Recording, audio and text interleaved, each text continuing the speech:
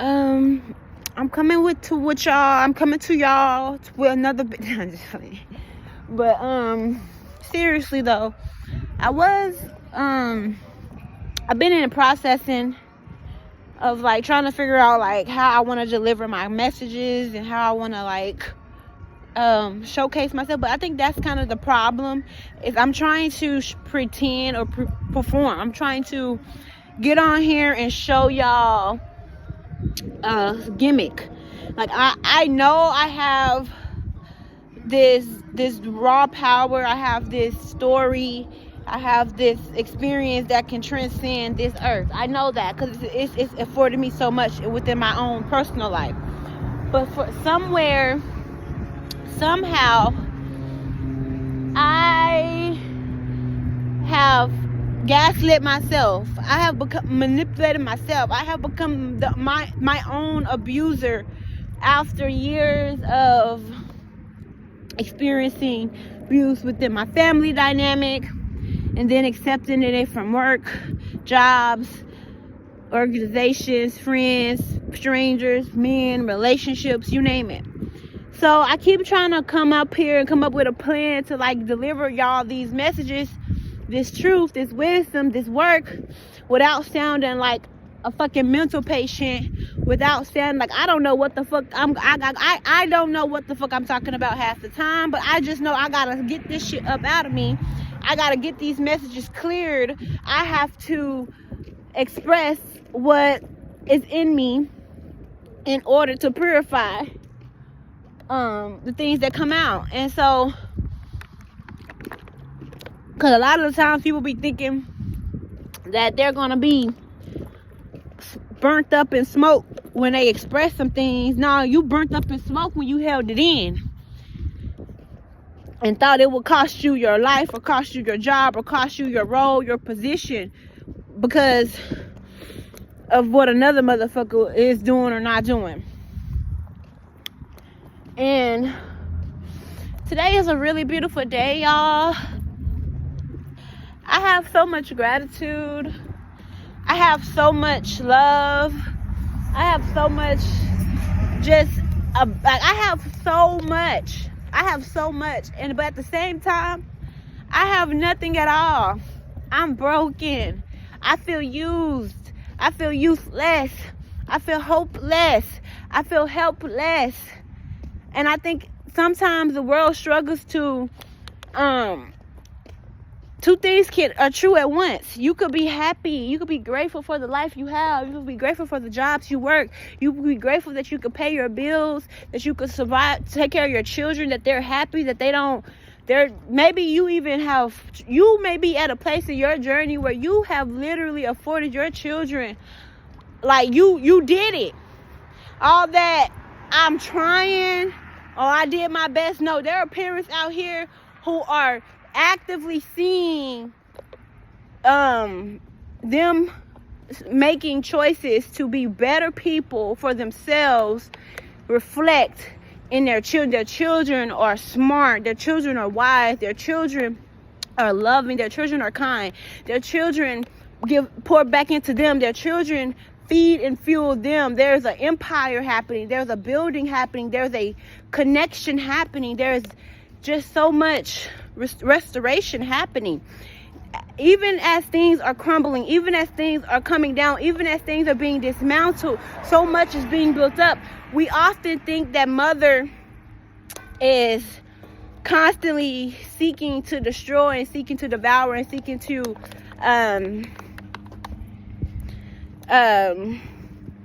just have us all every which way within ourselves. But it's all within these things.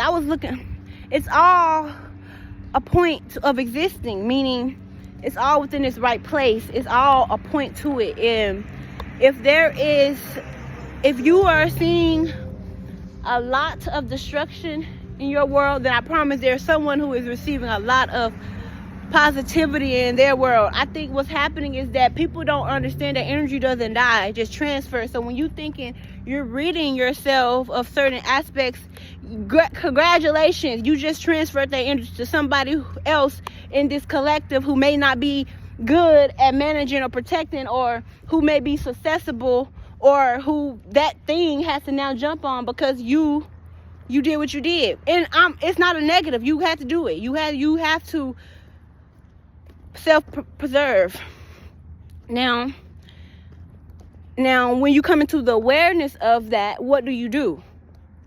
You have to start to energetically maintain, meaning you don't just transmute and alchemize energy or rid yourself of energy because you don't want to be uncomfortable, or you don't want other people to be uncomfortable, but you sit in it and you alchemize it until it becomes something else, and then you give that out. And even it ain't gonna look and feel right. Even that could be looked at as a problem. I have been giving for people since I was born. I was born a giver. I was born capable of providing something to someone. And through these experience of living, I've been harmed. I've been violated. I've been just pressed. And my spirit wasn't one of chaos in the beginning. I didn't have a warrior spirit or desire to fight. I probably was a little feistier in different dynamics and ways, but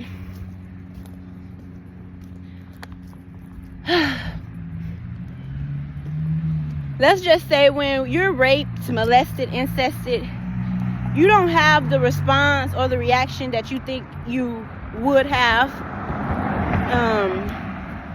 or should have. And you don't know what your body is going to do to protect you, your mind itself, its psychic, its whole field to ensure that you survive whatever you're experiencing.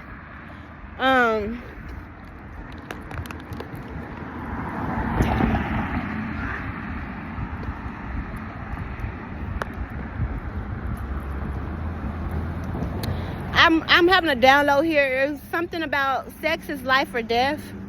Every time women lay with the men, they risk their life. And it's something about the breath. It's something about you, like, and I'm not talking about like your physical, like, yeah, you risk your physical life too, because once the spirit leaves the body and isn't able to come back and acclimate back into it, shit start going in disarray. Your life stuff start happening in your life to get you back on board. And so I'm not trying to be like have y'all all in my business, or I'm not trying to be like this. I really don't care to have. If it was up to me, I'm gonna just say I would probably be doing some other shit. But for the sake of my soul, I have to be transparent and I have to be honest about my shortcomings. And how, like, although I look like I'm just this, I'm not gonna say perfect individual, but sometimes that's what people they place that on you, like, because you have wisdom, intellect, and you know how to solve the problem, they feel like you're above it and you don't experience the like if I can call out a liar, they feel like I'll never be a liar, or I should never be a liar. If I could call out this and that, they say, well, that means you've probably never done that, or you know. And half the time it's because I have withstand some of these things so fully that I am capable of it. Because if I had no awareness and no experience, rather being a recipient of it or a conduit, like the person doing it, then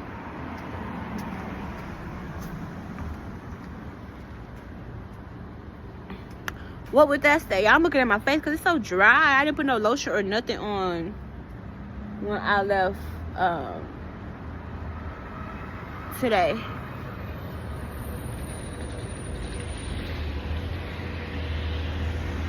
And I feel so guilty and so bad because, y'all, I've been like struggling where I live and struggling. And I finally got my own place. And I wanted to go home. I'm like, I want to go home. I'm like, well, why you not going? They're like, well, I don't gotta wait because of this, because of that. No, you don't. No, the fuck you don't. Stop being fake. Stop stretching yourself thin. Stop performing for people. I am miserable. I am depressed. I am sad. I am trying to overcome my mind. But guess what? I still have a lot of joy. I still have God. I still have hope. I still have options. I still have bread. I'm still about to go plan and reach some goals. I'm still about to wake up every day and figure out how to face these things. And right now I got like morning sickness and nausea. And y'all know I've been in my holistic health stuff, right? And I've been like, some part of me is like, is this like some type of ascension flu where I'm just transitioning and I'm just going into all these things? And like, I'm not as connected. When I first got into spirituality and ancestral veneration and just really like trusting myself, knowing myself, like that initial energy I felt of like feeling when stuff was with my body, like I've kind of like recontracted with certain spirits to where I can't be in my body, or I couldn't be in my body to do what I was doing. And so I have a lot of physical dis-ease and discomfort because of those experiences. And now that I'm recontracted, I'm back on the scene. I'm like, no, okay, y'all, I'm back on the scene. I let you run the block, man. You have to give yourself to yourself. You have to say, self, do what you gotta do. I'm a stick beside you. I'm a ride for the team. You feel like that's what you're gonna do is gonna make you okay. When it break you, I'll be here to see what we gotta do to get back together. And if it don't break you and it actually make you, then shit, we going to the next level in that shit. So it was like one of those things where you had to go as low as yourself was taking you and not resist it. Because the thing about certain aspects of it, let's say for example, because let's say the harlot, right? Because that's my lifestyle as far as sex working and getting paid for the things that I perform, the things that I provide and do. And so, and not even just that, it's beyond that at this point. But let's say in the event that I deny this reality or this desire, this connection to whatever it was that I was trying to experience or feel, right? But then what happens when, like, let's say I get into a committed relationship. Let's say a man pursues me because I want to follow the social society of the world. Like, in my energy, though, in my heart, get that money. Go fuck them niggas. Get that money. That's what I want to do. Like, generally, that's what I want to do. And whatever comes from that, I got to deal with, alchemize, transmute. But what happens when I resist and I say, nah, we ain't got to go fuck them niggas? Because you really don't. I could accept that I have a part of me that wants to do things that I just don't desire to do and not do them. And not feed them spirits and stuff. But then for me, that doesn't give me access to my spiritual depth the way I like to be able to maneuver. I'm the type of woman where I want to be in a season of my life where anybody that I've ever had contact with me, enemies, friends, family, is useful.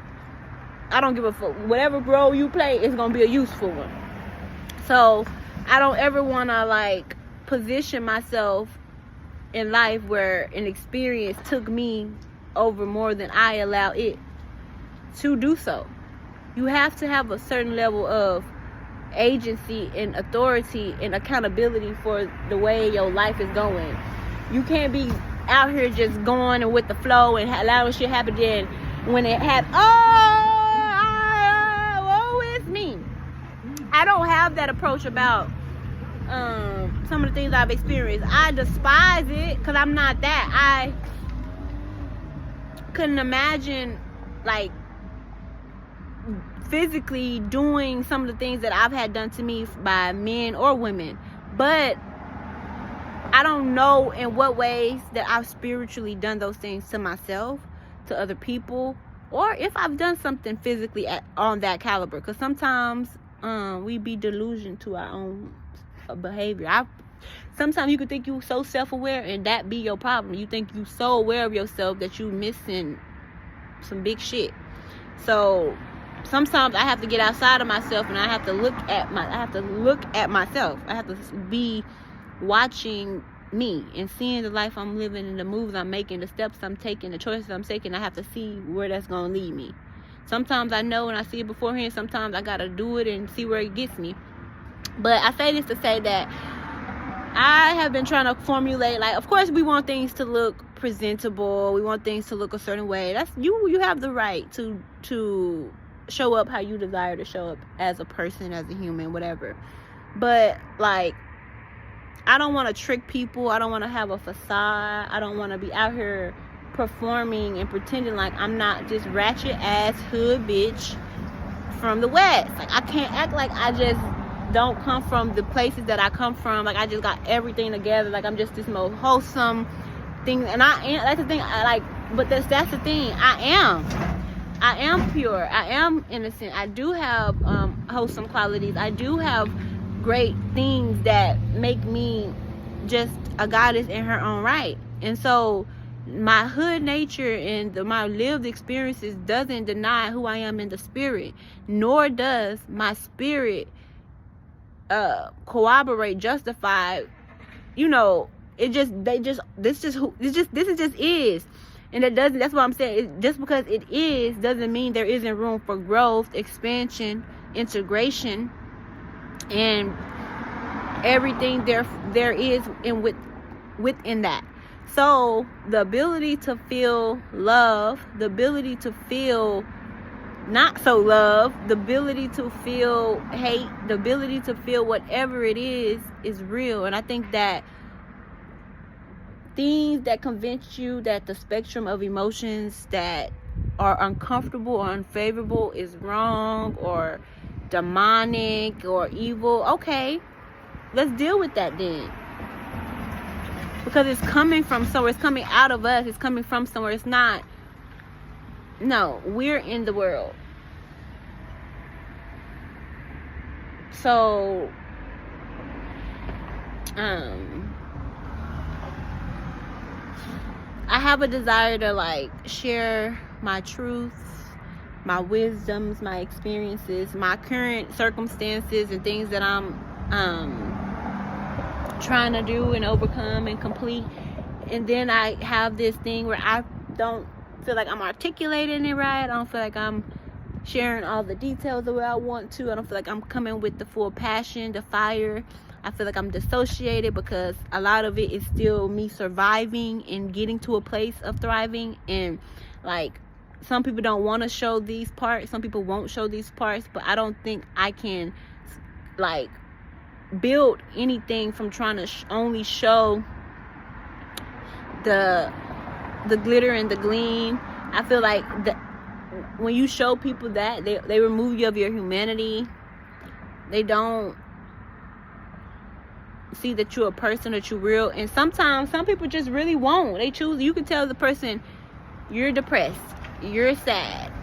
That shit is becoming so normalized that people think it's natural. They think it's natural to be depressed.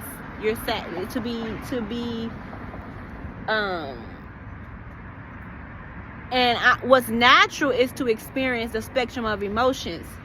What's unnatural is to be perpetually in a state of incompletion,